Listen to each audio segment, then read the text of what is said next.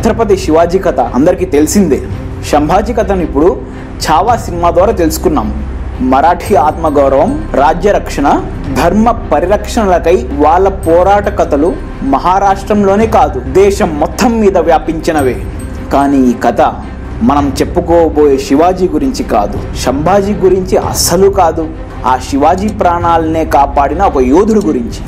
రాజు కోసం, దేశం కోసం, ధర్మం కోసం చావుని సైతం ధిక్కరించి దేహమంత రక్తంతో తడిసి ముద్దైనా కూడా రాజు ఛత్రపతి శివాజీ సురక్షితుడు అయ్యాడు అన్న వార్త తెలిసాకే ప్రాణాలను వదులుతానని మొండి పట్టుదలతో యుద్ధం చేసిన వీరుడు గురించి. నమస్కార్, వందే మాత్రం. నా పేరు చంద్రశేఖర్. ఈరోజు మనం ఓ మరాఠా వీరుడు గురించి తెలుసుకుందాం. అది 1660వ సంవత్సరం బీజాపూర్ రాజ్యాన్ని 100 ఏళ్లుగా పాలిస్తున్న ఆదిల్ షా పాలకులు ఎన్నోసార్లు శివాజీ మీదకి యుద్ధానికి వెళ్లి చావు దెబ్బతిని ఓడిపోయేవాళ్ళు. అందుకే ఈసారి ముఘల్ చక్రవర్తి ఔరంగజేబ్ సహాయం తీసుకున్నారు. పన్హాల కోటలో తన కుడి భుజం సర్వ సైన్యాధిపతి బాజీ ప్రభు దేశపాండేతో కలిసి 600 మంది సైన్యంతో మాత్రమే ఉన్నారు శివాజీ. శత్రువులు 10,000 సైన్యంతో కోటని చుట్టుముట్టి బందీల్ని చేశారు. సరైన సమయం చూసి ఇంకా ఛత్రపతిని చంపాలని శత్రువులు ఎదురు చూస్తున్నారు. కేవలం 600 మంది సైన్యంతో 10,000 మందితో పోరాడి యుద్ధం గెలవడం అసాధ్యమని శివాజీకి తెలుసు. కాబట్టి అక్కడి నుండి తప్పించుకోవడం శివాజీకి ఉన్న ఒకటే మార్గం. కానీ 10,000 మంది నుండి తప్పించుకోవడం కూడా అంత సులువైన పని కాదు. శత్రు సైన్యంలోని ధాన్యశాలలో ఉన్న మొత్తం ధాన్యం ఖాళీ అయితే శత్రు సైన్యంలో కొంత భాగం ఆహారం సేకరించడానికి వెళ్తుంది. అప్పుడు తప్పించుకోవడం సులువుగా ఉంటుంది అని శివాజీ ఆలోచించాడు. కొన్ని నెలలు గడిచాయి. శత్రు సైన్యంలోని ఆహారం, ధాన్యాగారంలోని ధాన్యం అన్ని ఖాళీ అయిపోయాయి. ఇప్పుడు 10,000 మందికి ఆహారం కావాలి. కాబట్టి శత్రు సైన్యంలోని కొంత భాగం ఆహారం కోసం మరో దేశానికి బయలుదేరారు. ఛత్రపతి శివాజీ తప్పించుకునే సమయం ఆసన్నమైనది. పన్హాల కోట నుండి రంగి నారాయణ్ అనే మరాఠా నాయకుడు పాలిస్తున్న విశాల్ ఘాట్ కోటకి వెళ్ళాలి అని శివాజీ నిర్ణయించుకున్నాడు. 13 జూలై 1660 వర్షాకాలం. అమావాస్యకి దగ్గరలో వెన్నెల కాంతి బాగా తక్కువ ఉన్న ఒక రాత్రి ఛత్రపతి శివాజీ బాజీ ప్రభువులతో పాటు 600 మంది సైనికుల అడవి మార్గం గుండా ప్రయాణించడానికి సిద్ధంగా ఉన్నారు. సైన్యంలో శివాజీ మహారాజ్ పోలికలతో ఉండే శివకాశి అనే ఒక సైనికుడిని శివాజీ ధరించే దుస్తువులు, నగలు తొడిగి అచ్చుగుద్దినట్లుగా శివాజీ మహారాజ్ లాగా తయారు చేసి ఆదిల్ షా ఈ సైన్యానికి కనపడే విధంగా 10 మంది సైనికులతో ఇంకోవైపు పంపించారు. ఛత్రపతి వేషంలో ఉన్న శివకాశిని చూసి శివాజీయే తప్పించుకుంటున్నాడు అని అనుకుని ఆదిల్ షాయిల సైన్యాధిపతి తన సైన్యం అంతటినీ పిలిపించాడు.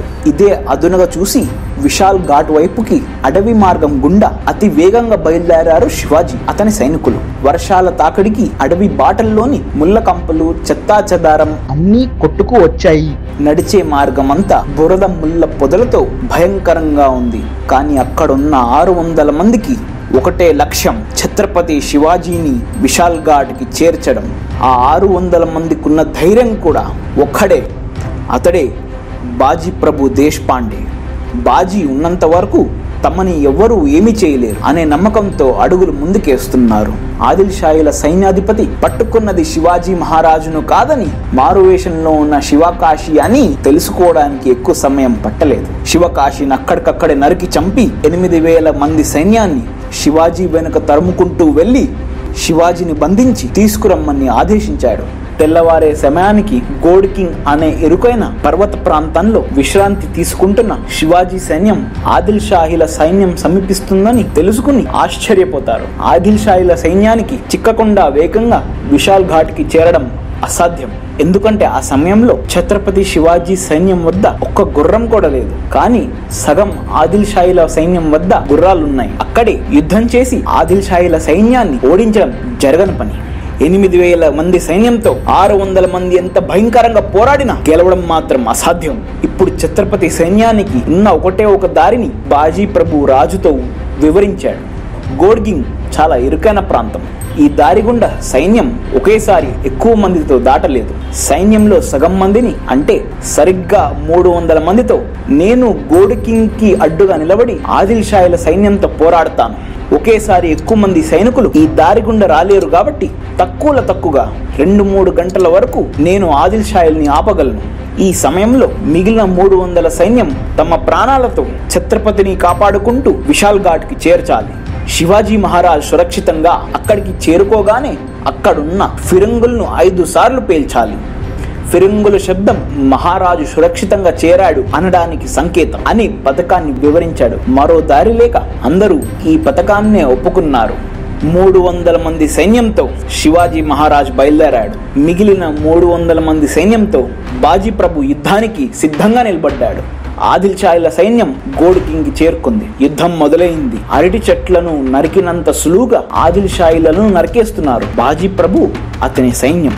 ఇరుకైన కొండ ప్రాంతం అవ్వటంతో శివాజీ మహారాజుకు తప్పించుకోవడానికి ఎక్కువ సమయం దొరికిన అవతల వైపు ఉన్నది 8000 మంది సైన్యం.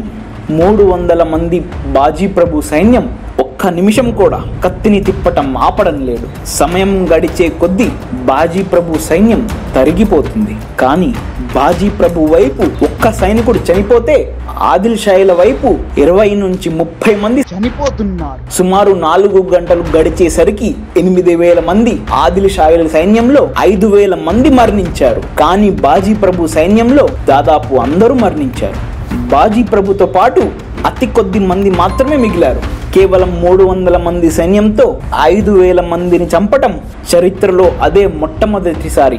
ఒంట్లో ఉన్న ప్రతి అవయవం మీద కత్తి వేట్లతో, దేహమంతా గాయాలతో, రక్తంతో తడిసి ముద్దై ఎర్రగా మండుతున్న అగ్నిగోళంలా ఉన్న బాజీ ప్రభు చూసి మనిషా రాక్షసుడా అని భయపడ్డారు ఆదిల్ షాయిలు. నిజానికి బాజీ ప్రభుకి తగిలిన గాయాలు కత్తి పోట్లతో పావు వంతు తగిలినా ఒక మనిషి మరణిస్తాడు. కానీ అగ్ని పర్వతం నుండి లావా ఉబిగినట్టు బాజీ ప్రభువుల అవయవాల నుండి రక్తం ప్రవహిస్తున్నా అతని చెయ్యి మాత్రం ఇంకా కత్తి తిప్పుతూనే ఉంది. తన రాజు ఛత్రపతి శివాజీ మహారాజ్ విశాల్ ఘాట్కి చేరే వరకు తన ప్రాణాలు వదిలే సమస్యే లేదని ఒక చేతితో మృత్యుని ఆపుతూ మరో చేతితో యుద్ధం చేస్తున్నాడు బాజీ ప్రభు. చావుని పూర్తిగా ధిక్కరించి ఊపిరికి ఊపిరి పోవు చేసుకుని యుద్ధం చేస్తూనే ఉన్న బాజీ ప్రభువు చెవులు యుద్ధం మొదలైన 4 గంటల తర్వాత ఫిరంగి పేలుడు శబ్దాలు విన్నాయి. ఆ వెంటనే కాళ్ళు నేలకి ఒరిగాయి. కళ్ళు ఆకాశాన్ని చూస్తూ ప్రాణం శరీరాన్ని వదిలింది. చరిత్ర మునుపు ఎరగని యుద్ధం చేసి కేవలం 300 మందితో 8000 మందిని అడ్డుకుని మృత్యునే వాయిదా వేసిన బాజీ ప్రభు త్యాగానికి ఛత్రపతి శివాజీ కన్నీటి నివాళి అర్పించి గోడికింగ్ ప్రదేశాన్ని పావన్ కింగ్ అంటే పవిత్రమైన ప్రదేశం అని ప్రకటించారు. ఇంక సెలవు. నమస్కార్. వందే మాతరం. జై హింద్.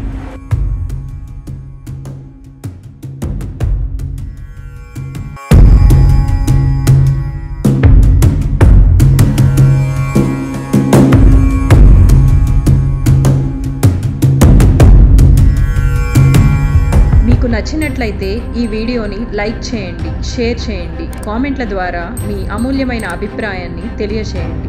మరిన్ని వీడియోల కోసం మా ఛానల్ని సబ్స్క్రైబ్ చేయండి. నోటిఫికేషన్ కోసం బెల్ ఐకాన్ని క్లిక్ చేయండి.